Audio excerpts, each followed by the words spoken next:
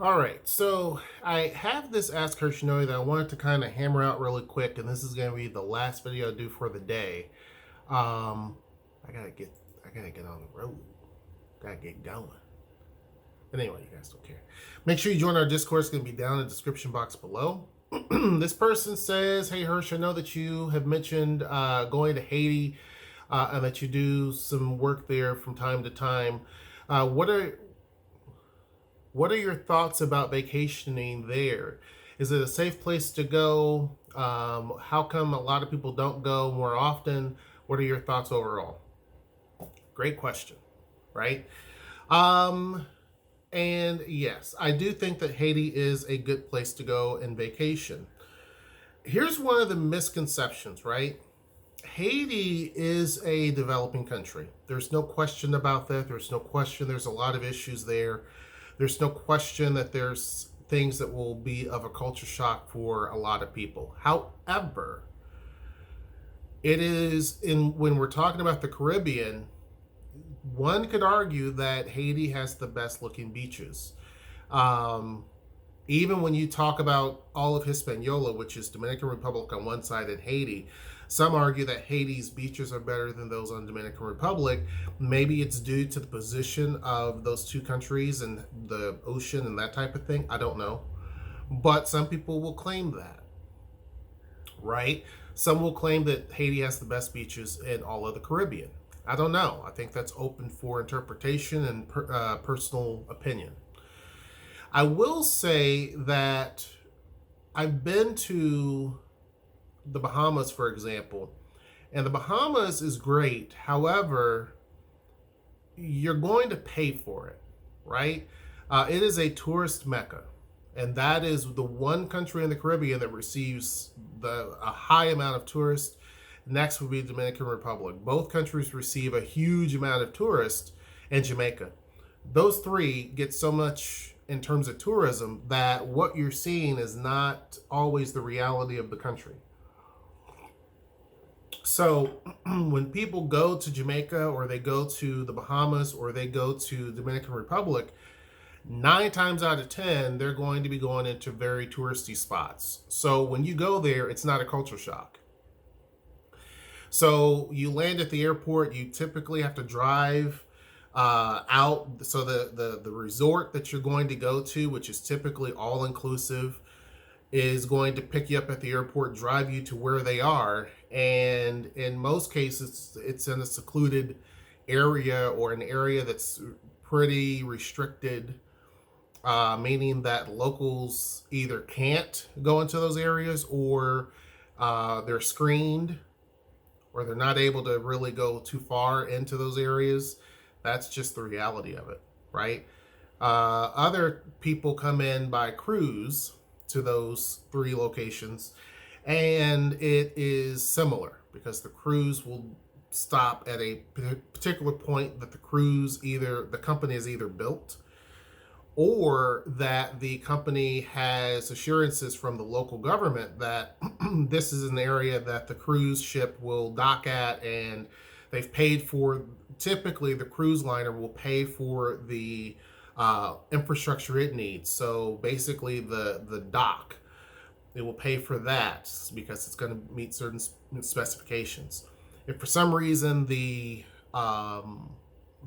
conditions don't allow for the cruise ship to get close to land, they have these small boats that take people back and forth. I forget the name of those boats, but they're pretty big, and they carry people back and forth from the cruise ship to the land area. That's if the land, a lot of these places in the Caribbean, the coral reef is so dense that those big ships can't get anywhere close. So you can't build a dock that goes out forever. So it depends on the area, but most of the time they will have a dock that they've built and all of that, or some sort of a wharf or a just a whole entire, like in the Bahamas and certain parts of Jamaica, they have like a whole area that they've built up and that is theirs, right? Or they rent it or whatever the case may be.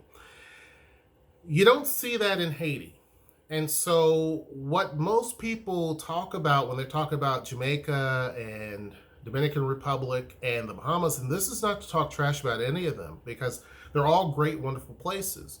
But what you're seeing is tourist designed and built areas. You know what I mean?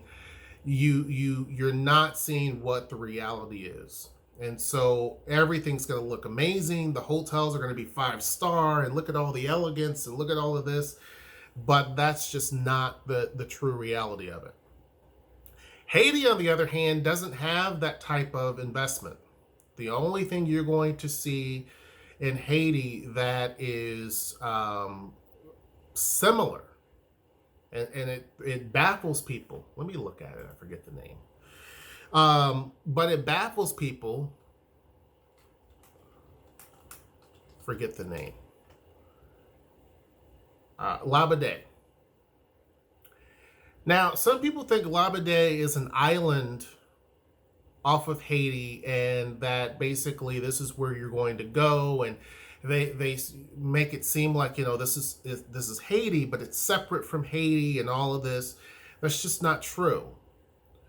Basically, Royal Caribbean partnered with the Haitian government and said, we want to have an area where we can put our own investments in, and we will pay you to let us do that, meaning that we have exclusive rights over this, right? You still own the land, but we want to be able to develop it the way that we want to, and we want to be able to allow who can and who can't come in. So it's going to be an exclusive place, but we don't want you to dictate anything. So you can't have your police or security or anything there.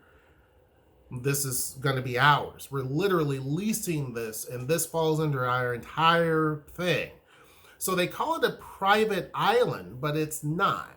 It's just a area in Haiti that has been fenced off, and they made it, it's basically a little small, I guess you can call it a peninsula, and they fenced off that little section. So it's a perfect little finger that sticks out into the water, and they just basically fence this off, and you have the bulk of the rest of the land around it, right? And so they've developed it, and they've put in a lot of different little structures there, things that can easily be removed. It's nothing that's a super permanent thing, right? So I think they have the lease until 2050 or something like that, right? Based on what I'm seeing here, they have the lease until 2050. So well, they give the Haitian government $10, I think, per person. And so the Haitian government's like, cool. But when people go there, they're like, man, this is amazing. Why? Because you're basically getting the same things that you get in Dominican Republic at touristy spots, in Jamaica at touristy spots, and then the Bahamas at touristy spots. Of course it's going to look amazing, right? Of course, because they've invested huge sums of money into it to give you a very, very nice place to visit that's not going to be culture shock, right? It's not culture shock. But that doesn't mean that even without these places that the cruise companies develop, that you wouldn't have beauty and all of that in these countries, because you do. You can literally go to Jamaica by yourself, or Dominican Republic, or the Bahamas by yourself, and you can go into areas that are not necessarily touristy areas. And if you're someone who is able to, you're not scared, right?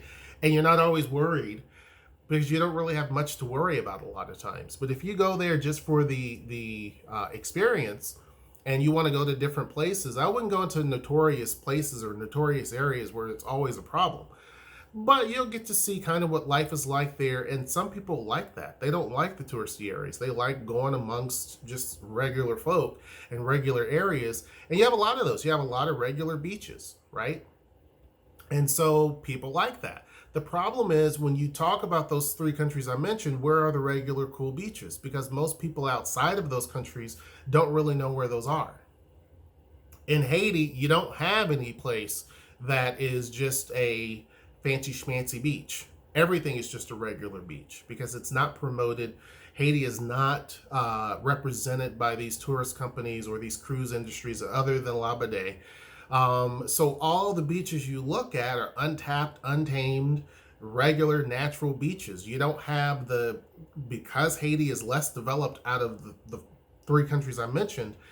Haiti's the least developed, but it also has the least amount of pollution. I mean, there's a lot of trash. So let me take that back. You have a lot of like trash and stuff like that that's floated around, but there's been campaigns to clean up the coastline in various different areas of Haiti. But you don't have a whole lot of fuel and gas and chemicals and fertilizers leaking everywhere. You don't have that.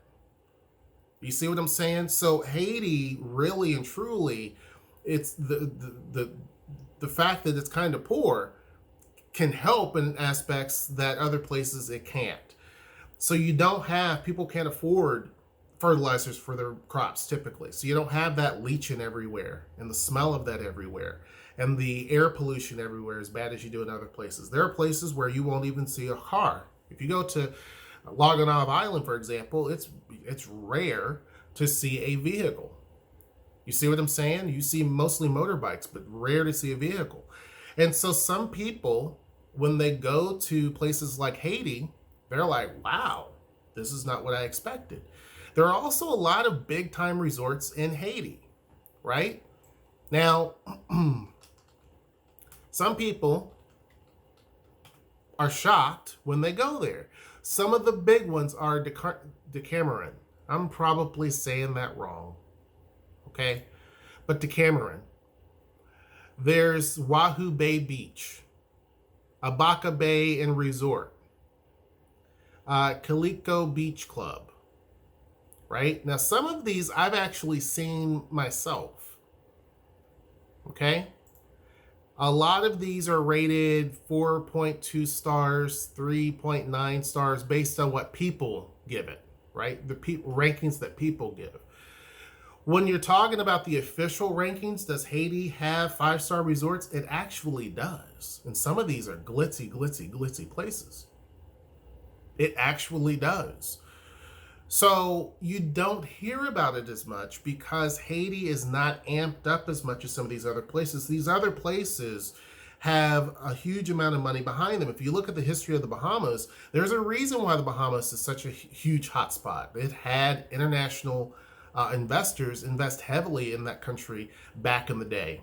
And so it made it very attractive, and it became one of those places in the Caribbean where people focused on. Jamaica's another one, right? But in some of these other countries are just now trying to get there. If you look outside of those two countries, actually those three countries I mentioned, Dominican Republic, Jamaica, and the Bahamas, the rest of the Caribbean's not really at that level. Some places are, but they're so expensive that the average person can't go to. I'm not talking about the super pricey resorts and pricey areas to go to, right? Like Barbados and all that. I'm not talking about that. I'm talking about what the average Joe Schmo typically can afford. And, do it and not feel like, ooh, this is a heavy lift. Most of those places have had such a huge investment in them for such a long time. In Haiti, it's not like that. So people don't know that there are these really nice places to go. And they think that Haiti is super dangerous everywhere you go and blah, blah, blah, blah, blah. That's just not true. And as far as tourist attractions, there's a lot of them, like the Citadel, for example. You know what I mean? Like they have all of these old school, and if you watch a lot of these shows like Pirates of the Caribbean, or you watch Black Sail, or any of those types of shows, it kind of makes you think of that, right? Because they have all these huge, giant forts that are still there. You know what I mean? That defended that country. And so you can visit those. They have row houses and things like that. So when you go to the north part of the country, they have all these row houses and elegant Victorian style houses. They have a lot of different things there. It's just that Haiti is not getting it doesn't get the benefits because you don't have a lot of people who have invested there, right? You can take cruises. Little small cruises, if you will. These are small boats that hold like 15 people, but it leaves the Haitian mainland and it goes to places like Loganov Island, and they have these sandbars. And so they have parties where people are standing out in the middle of the ocean, kind of. And they're dancing to music, drinking. They have food that's floating, like they have these tables and everything, and you have like tons of different types of good food and different things like that. So yeah, I mean, you can definitely do that. It's not super expensive. That's the difference, is that in Haiti, you're not going to pay a huge sum like you would in some of these other places, right?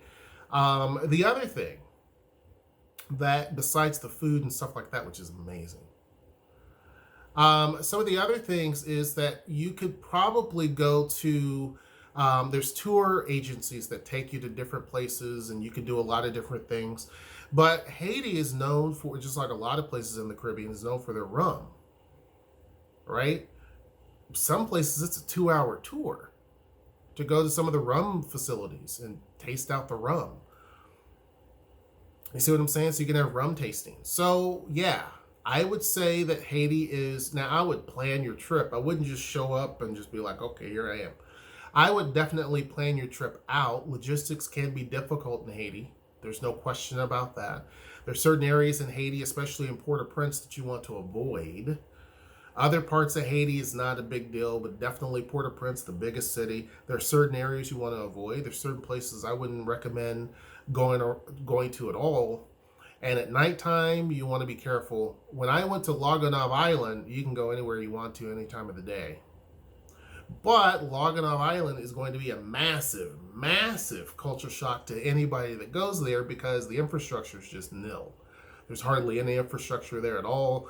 There's hardly any, there's no resorts whatsoever. There are hotels, but it's not what you're going to be used to.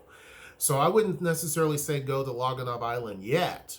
But when it comes to safety, it's safer there on Lagonave Island than it is in Tacoma, by far. By far.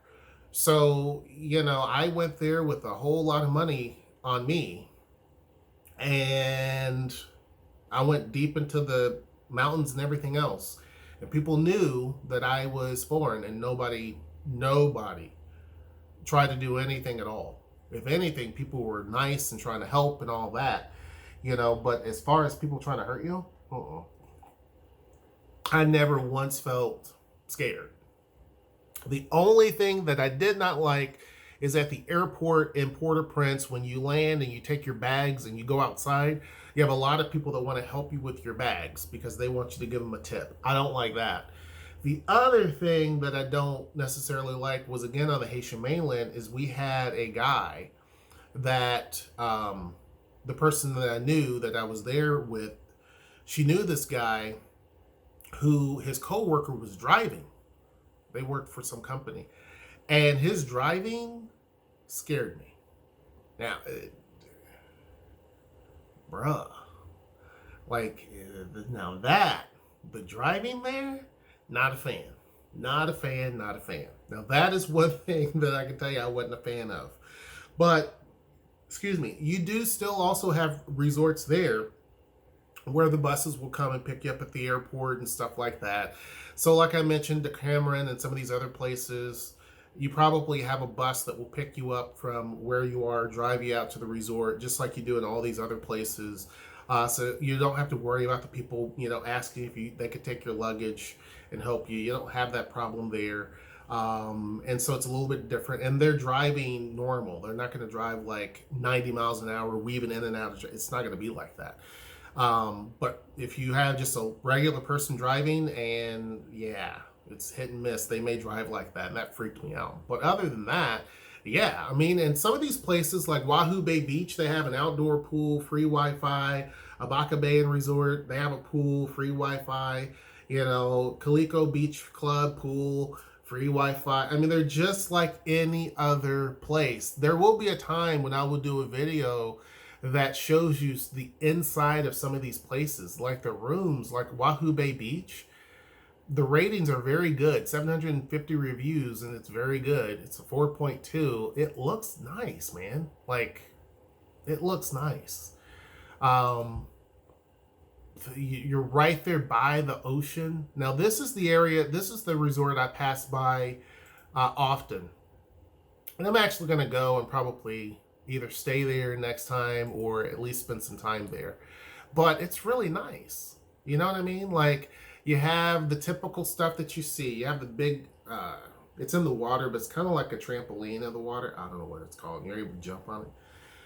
You have that there. You have jet skis, different things you can do. So it's the same, right? Now, are you going to see all the posh and the splash, even at these places? Are you going to see all the posh and splash that you see in the Bahamas? No, because you don't have the same amount of tourists that go there. You don't have the same amount of money flow that goes in there. They even have a little playground.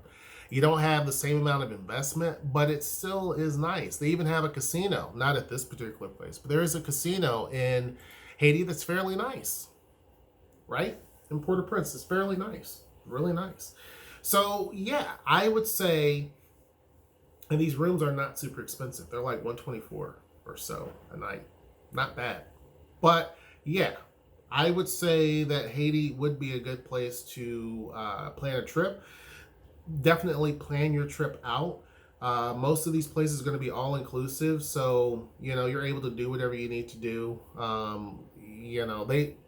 Some places will call it an apartment, but it's a hotel room. But yeah, I mean, you have a lot of stuff that you can do there within that resort, but plan it out. Depending upon where you are, there's a lot of old historic places you can go to. Haitians are known for their art. I don't have any in here with me, but my house is full of Haitian art. Got Noella jewelry box from there. They do a lot with metal fabrication and stuff like that, which is pretty cool. So yeah, make sure that you have plenty of space available so that you can bring stuff back. They do a lot with paintings. You'll see a lot of paintings everywhere. Some of those are going to be too big for you to take back home unless you plan on that. Some of those are huge. I mean, huge pictures. You also have some that are smaller. Actually, I lied. That is Haitian art right there. Let me get it. Hold on a second. Okay. So I don't know how much I paid for this, but this is Haitian art. Okay. So I don't know what you can see. I'm sorry, there's some dust. That wasn't from Haiti. That's from here.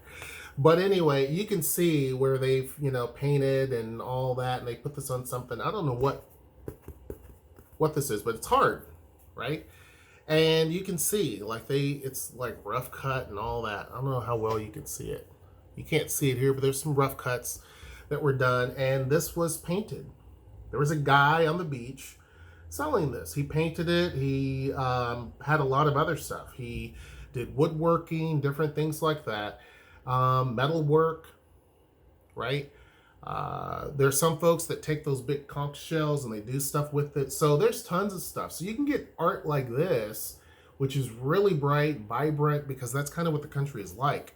And it's a lot cheaper by far than what you're going to get in Dominican Republic. And it's going to be cheaper than the Bahamas and cheaper than Jamaica. They have rum that's made by big companies that are there in Haiti. Pretty decent deal. Beer.